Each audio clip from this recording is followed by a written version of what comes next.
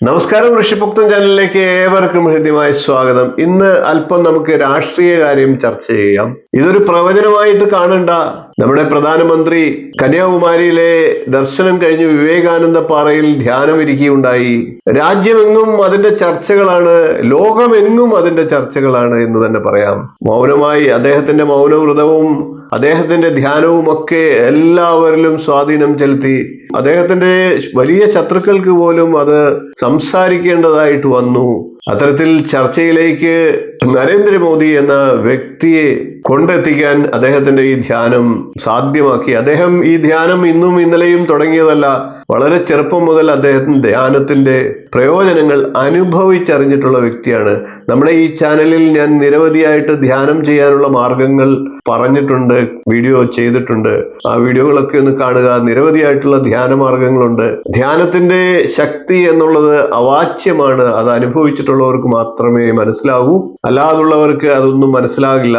അവരെല്ലായ്പ്പോഴും കുറ്റങ്ങൾ പറയും. രാഷ്ട്രീയമായിട്ട് അതിനെ ഉപയോഗപ്പെടുത്തിയേക്കാം. രാഷ്ട്രീയമായിട്ട് പ്രധാനമന്ത്രി ഉപയോഗപ്പെടുത്തുന്നോ ഇല്ലയോ, രാഷ്ട്രീയ എതിരാളികളുടെ ആരോപണങ്ങളെ ഒന്നും നമ്മൾ ഇവിടെ ചർച്ച ചെയ്യുന്നില്ല.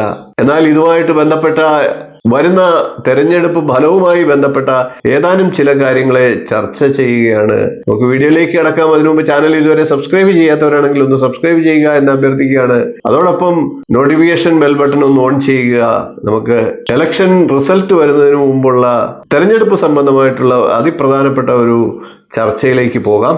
രാഷ്ട്രീയമായി പറഞ്ഞാൽ ഞാനൊരു BJP പ്രവർത്തകനല്ല, ഇപ്പോൾ ഒരു BJP പ്രവർത്തകനല്ല. എന്നിരുന്നാലും പ്രധാനമന്ത്രി നരേന്ദ്രമോദിയുടെ ഒരു വലിയ ആരാധകൻ തന്നെയാണ്. അത് തുറന്നു പറയുന്നതിന് എനിക്ക് യാതൊരു മടിയുമില്ല. എന്റെ ഉപാസനയുടെ ഫലമായിട്ടാണോ അതോ മനസ്സിൽ അദ്ദേഹത്തോടുള്ള ആരാധനയുടെ ഫലമായിട്ടാണോ എന്നറിയില്ല, അദ്ദേഹം പ്രധാനമന്ത്രി പദം ഭാരതത്തിന്റെ ചരിത്രം തിരുത്തി കുറിക്കും എന്ന് തന്നെ എനിക്ക് പലപ്പോഴും അനുഭവപ്പെട്ടിട്ടുള്ളതാണ്. എന്റെ മനസ്സിലേക്ക് അങ്ങനെ ഒരു ചിന്തകൾ എല്ലായ്പ്പോഴും ഉണ്ടാകുന്നുണ്ട്. ഒരുപക്ഷെ അദ്ദേഹത്തോടുള്ള ആ ആരാധന കൊണ്ടാകാം അങ്ങനെ ചിന്തിക്കുന്നത്. അല്ലാത്ത പക്ഷം എന്റെ ഉപാസനയുടെ ബലം കൊണ്ടായിരിക്കാം, ഉപാസനയുടെ ഫലം കൊണ്ടായിരിക്കാം. നരേന്ദ്രമോദി പ്രധാനമന്ത്രിയായി എത്ര നാൾ തുടരും, നരേന്ദ്രമോദി പ്രധാനമന്ത്രി സ്ഥാനം രാജിവെച്ചതിന് ശേഷം ഏത് തലത്തിലേക്ക് പോകും തുടങ്ങിയ കാര്യങ്ങള് ഒരു പ്രവചനം എന്ന രീതിയിലല്ല, എന്റെ ചിന്തകൾ എന്നുള്ള രീതിയിൽ ഇതിനെ കണക്കാക്കിയാൽ മതി. നമുക്ക് ആ കാര്യത്തെ ഒന്ന് പരിശോധിക്കാം. ഇപ്പോൾ 2024 ജൂൺ മാസം 4-ാം തീയതി ഇപ്പോൾ കഴിഞ്ഞ തെരഞ്ഞെടുപ്പിന്റെയൊക്കെ ഫലം വരികയാണ്. ഭാരതീയ ജനതാ പാർട്ടിയും പ്രധാനമന്ത്രി നരേന്ദ്രമോദിയും ഒക്കെ ജയം ഉറപ്പിച്ചിരിക്കുകയാണ്. തീർച്ചയായിട്ടും ജയം ഉണ്ടാകും എന്ന് തന്നെയാണ് എന്റെയും കണക്കുകൂട്ടൽ. നമ്മുടെ ആദ്യ പ്രധാനമന്ത്രിയായിട്ടുള്ള ബഹുമാന്യനായ ജവഹർലാൽ നെഹ്റു ആണ് ഏറ്റവും കൂടുതൽ ദിവസങ്ങൾ പ്രധാനമന്ത്രി പദത്തിൽ ഇരുന്നിട്ടുള്ളത്. അദ്ദേഹം 16 വർഷവും 286 ദിവസവും പ്രധാനമന്ത്രിയായിട്ട് ഇരുന്നിട്ടുണ്ട്. നെഹ്റുവിന്റെ ആ ചരിത്രം നരേന്ദ്രമോദി തിരുത്തും എന്ന് തന്നെയാണ് എന്റെ വിശ്വാസം. അങ്ങനെ അദ്ദേഹം പ്രധാനമന്ത്രി പദത്തിൽ ഏറ്റവും കൂടുതൽ നാൾ ഇരുന്ന വ്യക്തി എന്നുള്ള ചരിത്ര നേട്ടത്തിലേക്ക് പോകണമെങ്കിൽ ഈ 2024 അദ്ദേഹം വിജയിച്ച് കയറുകയും അതിനുശേഷം 2029 തെരഞ്ഞെടുപ്പിലും വിജയം നേടുകയും ചെയ്യണം.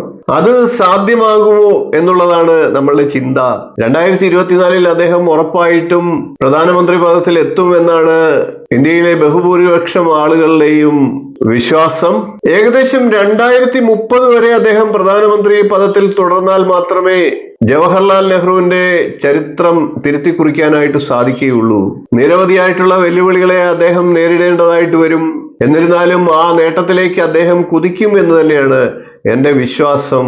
ഏതാണ്ട് 2030 ശേഷം അദ്ദേഹം പ്രധാനമന്ത്രി പദം ഉപേക്ഷിക്കുകയും പിന്നീട് പ്രസിഡന്റ് പദം സ്വീകരിക്കുന്നതായിട്ടും ചില തോന്നലുകൾ എന്റെ ഉള്ളിൽ ഉണ്ടാകുകയുണ്ടായി.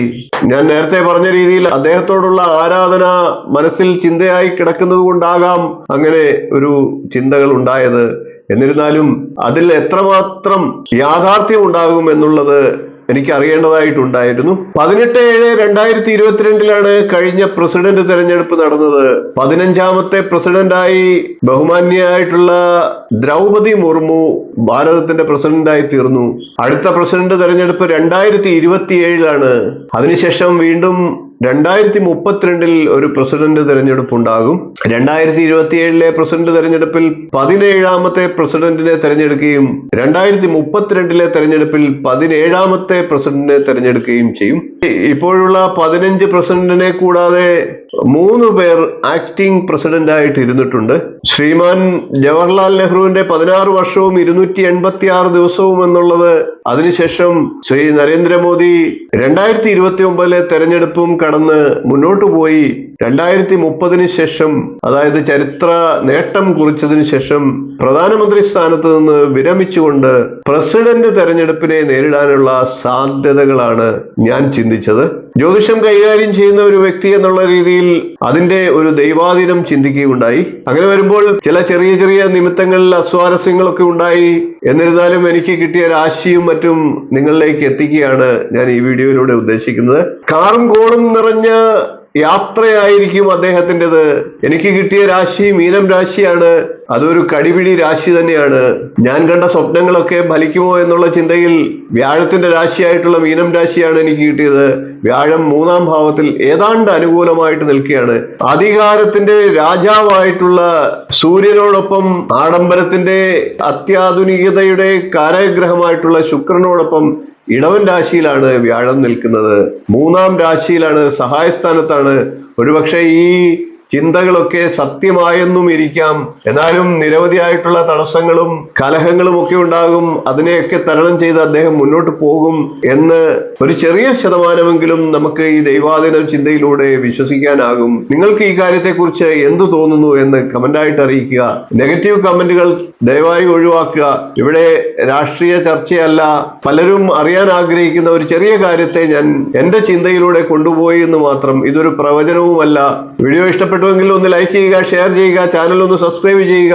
ജ്യോതിഷം അറിയാവുന്നവർ എനിക്ക് കിട്ടിയ രാശിയെയും 31/5/2024 ഞാൻ ഈ രാശി എടുത്തത്. മീനൻ രാശി ആരൂഢമായിട്ടും കർക്കിടകൻ രാശി ഉദയവുമായിട്ടുള്ള രാശിയാണ്. ജ്യോതിഷം അറിയാവുന്നവർ സ്വയം ഒന്ന് ചിന്തിച്ചു നോക്കുക, ഈ പറഞ്ഞ കാര്യങ്ങളൊക്കെ സത്യമാകുമോ എന്നുള്ളത്.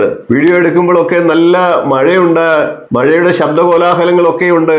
ഒരുപാട് നിരവധി കോലാഹലങ്ങളൊക്കെ ഒരുപക്ഷെ ഈ വിഷയത്തിൽ ഉണ്ടായേക്കാം. എന്നിരുന്നാലും ഏത് പ്രതിസന്ധികളെയും തരണം ചെയ്യാൻ ഒരുപക്ഷെ അദ്ദേഹത്തിന് സാധിച്ചേക്കാം. വീഡിയോ ഇഷ്ടപ്പെട്ടുവെങ്കിൽ ഒന്ന് ലൈക്ക് ചെയ്യുക, ഷെയർ ചെയ്യുക, ചാനൽ ഒന്ന് സബ്സ്ക്രൈബ് ചെയ്യുക, നിങ്ങളുടെ അഭിപ്രായം കമന്റായിട്ട് അറിയിക്കുക. ഇനിയും ഇതുപോലുള്ള നല്ല നല്ല വിഷയങ്ങളും വീഡിയോകളുമായി വീണ്ടും കാണാം. നന്ദി, നമസ്കാരം, ശുഭദിനം.